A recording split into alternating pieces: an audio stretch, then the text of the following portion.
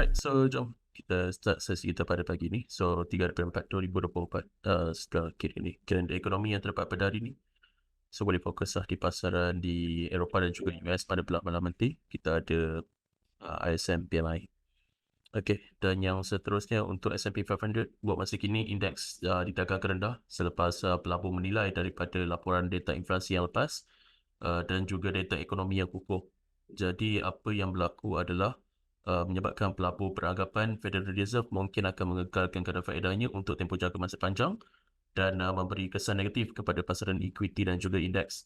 Jadi seperti mana yang saya sudah explain banyak kali, di mana sekiranya indeks ataupun sekiranya Fed masih lagi mengekalkan kadar faedahnya pada kadar yang tinggi, ianya akan memberi impak negatif kepada pasaran saham dan juga akan drag down indeks. Okay? Dan buat masa kini disebabkan oleh kadar faedah yang masih lagi kekal tinggi dan seterusnya US dollar juga diapungkan secara positif sedikit sebanyak, US 10 yield juga akan didagangkan tinggi.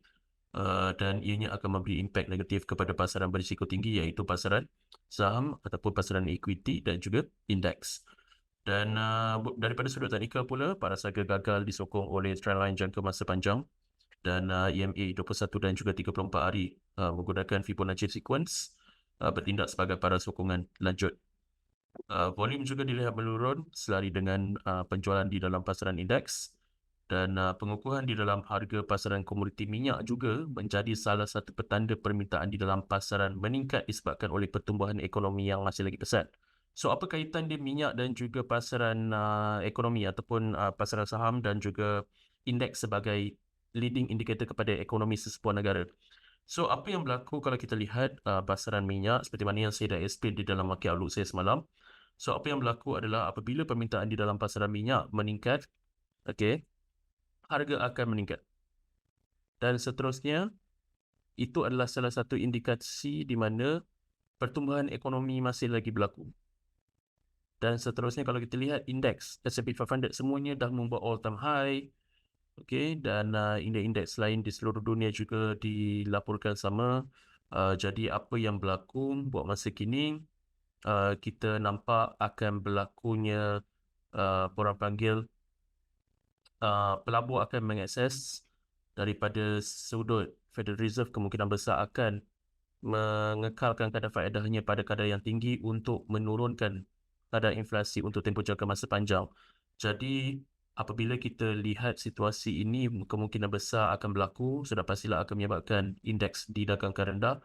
Jadi disebabkan oleh berita-berita tersebut, kita dapat lihat perubahan daripada sudut trend awal sudah pun berlaku. Okey, tetapi kita tak tahu jatuh sampai mana. Kalau daripada sudut teknikal, ianya sudah pun breakout daripada trendline jangka masa panjang dan perubahan trend mulai berlaku. Okey.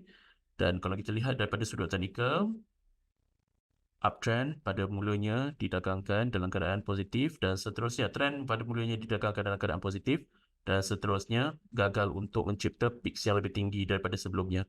Dan selepas itu ianya breakout daripada trendline jangka masa panjang, tetapi kemungkinan besar akan disokong oleh EMA 21 dan juga 34 hari menggunakan Dynamic SNR ini dan juga Fibonacci sequence number.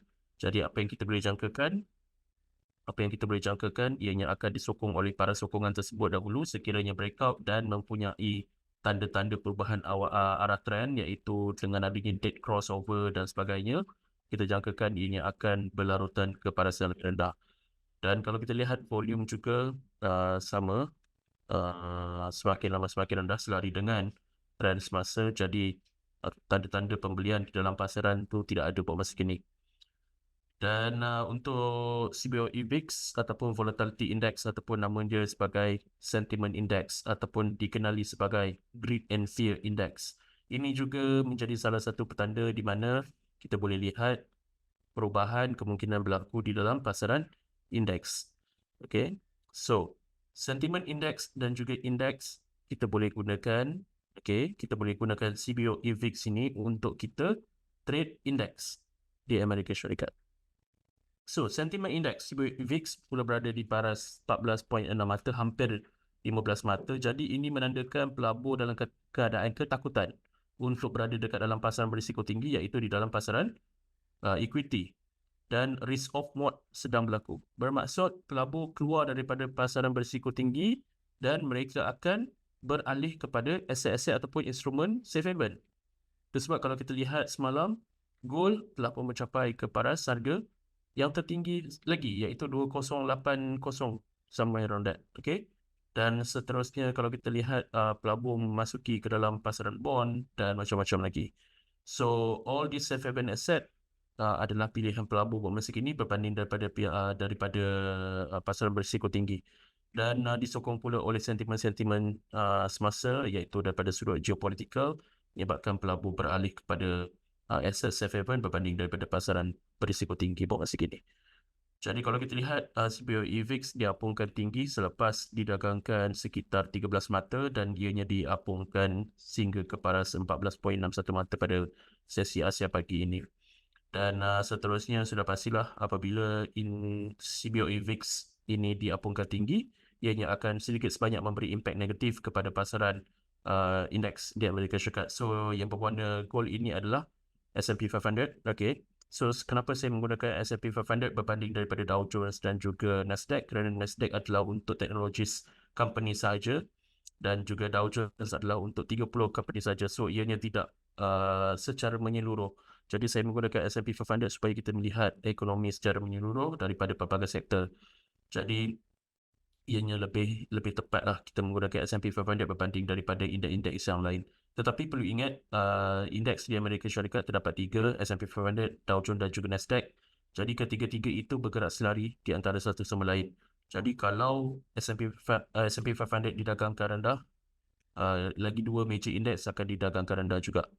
Okay. So itu sajalah komen saya terhadap pasaran untuk hari ini dan sekiranya ada apa-apa soalan boleh ajukan kepada saya sekarang. Alright, so sekiranya ada DJ, for now apa yang kita boleh dapat lihat DJ. Alright, so apa yang berlaku masa kini?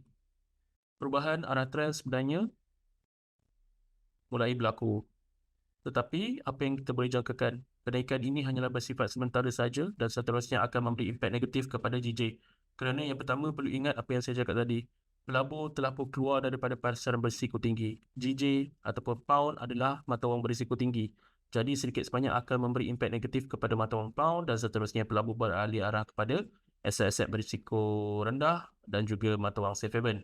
Jadi yen sebagai salah satu mata wang safe haven kemungkinan besar akan mendapat manfaat daripada ini dan seterusnya kenaikan ini kemungkinan besar terbatas dan close below the previous trough, then it's continue it downward momentum lah. Okay, so that is the answer for your questions. What from? Alright, so sekiranya tiada apa-apa lagi soalan, sampai di situ sajalah sesi kita pada hari ini dan semoga kita jumpa lagi pada esok hari dan juga di masa yang akan datang. Terima kasih dan selamat berjumpa bersama.